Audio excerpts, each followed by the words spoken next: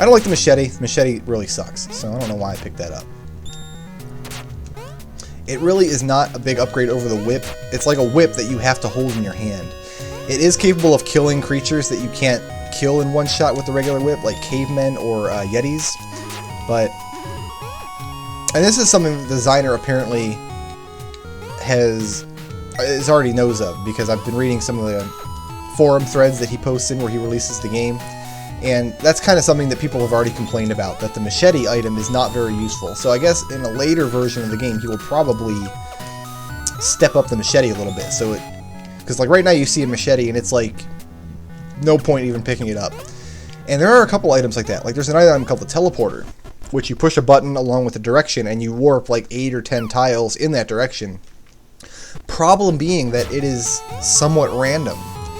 And if you teleport into a solid wall, it is an instant game over. So as a result, it's like, shot in the back, nerd. As a result, it's like, as useful as that teleport item potentially is, it's never worth picking up because of the potential to give you a game over. It's never ever worth it. So that's probably another item that will get changed in future releases. And that's kind of something that's characteristic of roguelikes. Items that usually don't ever have a use. This is a snake pit level, which means there's this deep snake pit element to it. Which is how I died in the very first video. So I'm going to be much more careful this time. And snake pits are almost always worth exploring because they've usually got a lot of treasure in them and almost always a couple crates and sometimes a damsel. And if you bomb the bottom of a snake pit, Mamushka! You get the pickaxe. The pickaxe is used to break through walls. It has a lifespan. You can only use it a set number of times before it breaks.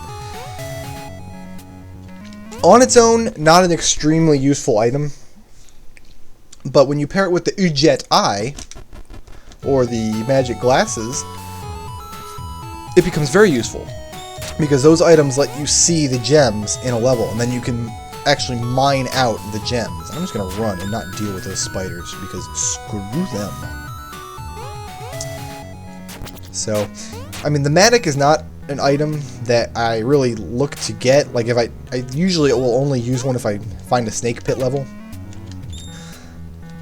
But if you find it and then carry it around and get the Ujet Eye, you know what? You can make a couple $1,000 worth of gold just by farming out or mining out the jewels in levels.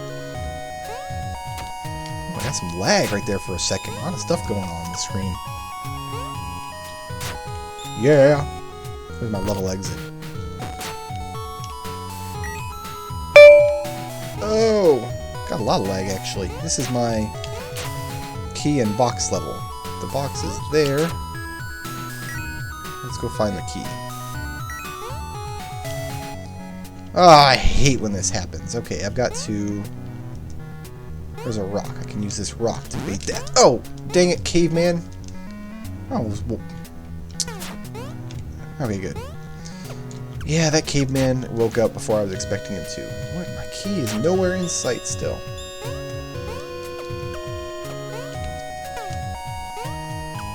Why am I getting lag? What? Alright. Spelunky! You know what? I could not find my key, so we're just going to have to leave it behind. Unfortunately.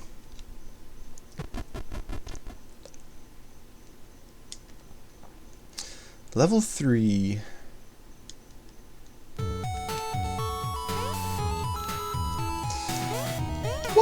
You should never ever throw pots because they contain spiders, and if you throw a pot and there's a spider inside, the spider starts chasing you. I know that, but I did it anyway because I wasn't really paying attention to what I was doing.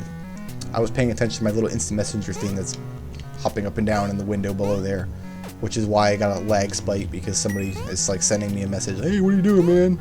It's playing Spelunky, dude. So, I think after my next death here, I'm going to take another quick little break.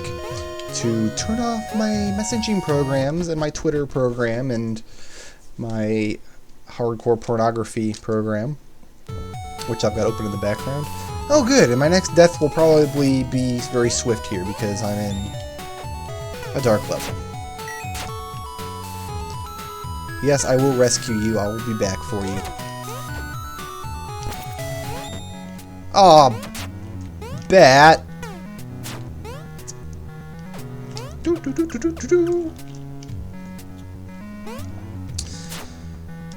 Okay. In earlier versions of the game, and I've never played an earlier version. This version is the only one that I've played because I've only been into this game for a couple weeks. But from what I've heard, earlier versions of this game, like those arrow traps, you see how they've got like fire in their eyes? They act as light sources in dark levels, but apparently that was not always the case.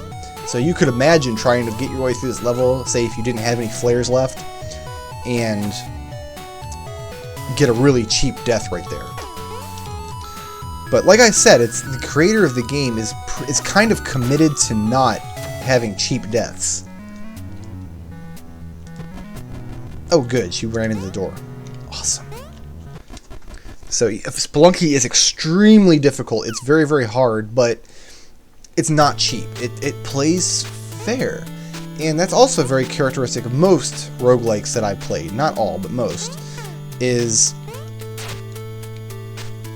that they're usually difficult but fair. And I've heard it explained, die frog, like this. It's okay, most video games, especially modern video games, are designed for you to win them. You're supposed to win. The game wants you to win. And we see that especially a lot in modern games where I hate frogs so much. Where they're usually very linear. There's not a lot of sequence breaking you can do. The difficulty in them is not usually very great. There's tutorials for every single thing in the game, in every single game ever, and it's because the game wants you to win. Come on, spear trap. There we go. So most roguelikes, they're designed to be won, but they don't want you to win. They're going to play fair. It's like you and the game are on even footing. I don't know if that explanation made sense, but that's kind of how it made sense to me, because I first started out my first roguelike, dark level. Dang it! When I first started getting into NetHack, it was like, man, how could anybody play this game? I keep dying on like the first level, and it's really unfair and stupid frog. It's really just unfair and bad, and I'm gonna cry about it. But eventually, you really have to learn from every death, and after you after you start learning from your deaths, okay, I died here, but what could I do differently so next time I'm in that situation I won't die? And then something awesome happens. You start getting into those situations again, and next time you get into it, you don't die. Or if you do die, you say, yep, that was my fault, and here's why. Ugh. That flare will go out if I drop it in the water, so I'm going to kick it across. And bomb frog went off up there. Works for me, man. And that's very much how Spelunky is. Like, the very first time I tried Spelunky, I downloaded it, I installed it. The very first thing that I did in Spelunky was walk off a ledge and get shot by an arrow trap. And died. Okie dokie. So the next time I played Spelunky, I didn't know what the arrow trap looked like. I didn't know how I was supposed to avoid it. But oh good, that monkey committed suicide. But eventually I learned where the arrows were coming from. Once I knew where the arrows were coming from, I started to learn how to get around them. Okay, how do I get past these traps without dying now? And that shop is going to be difficult to rob because of the statue, but it's a bomb shop, so I will just blow that statue up. That's my game over anyway. Got shot. It's tricky to rob shops when you don't have a flat floor right outside it, when you've got to jump up that ledge, because you've got to do it pretty swiftly. Like I said, I'm going to take a break. I'm going to get rid of some of these messaging programs I don't really want to pay attention to anyway. And then we will definitely come back for some more Spelunky. I'm going to get up on my sign. My sign is awesome. Headbanging. Yeah! Word up in the hood.